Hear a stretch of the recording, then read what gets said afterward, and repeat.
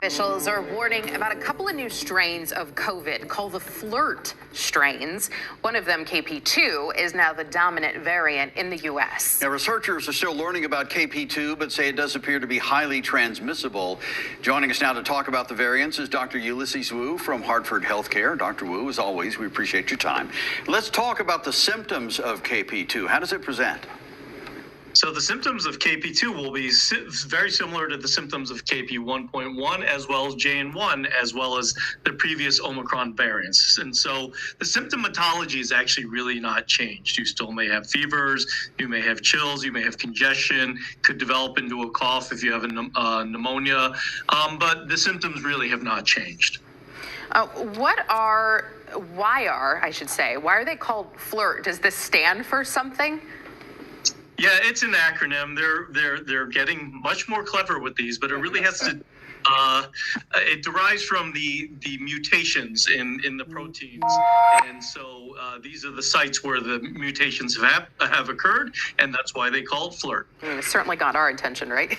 So KP2 is said to be pretty similar to its parent strain JN1, which is highly contagious. Does it seem to cause serious illness?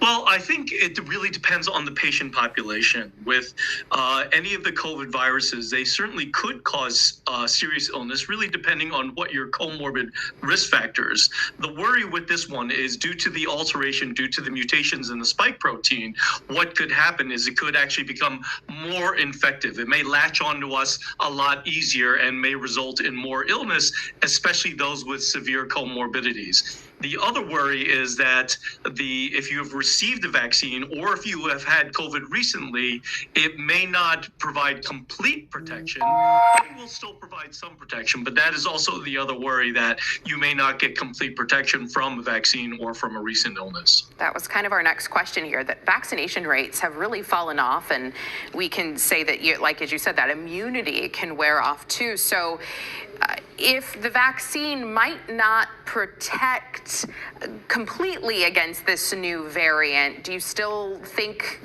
most Americans should be getting a booster shot or the vaccine if they haven't? So the recommendation, especially for those who may be at risk or those who are 65 and older, they should still get that booster shot. The vaccine, which may not, again, have complete protection, will provide some modulation of immunity and possibly lessen the severity of the disease, possibly lessen your chance of acquisition as well. So there's always some possible protection that it will provide for you, just as previous illnesses may provide some protection as well. Yeah, it's interesting. This is feeling more and more like the flu, right? The flu shot provides some protection. Yeah, so we're definitely heading there. All right. Thank you for joining us, Dr. Ulysses Wu from Hartford.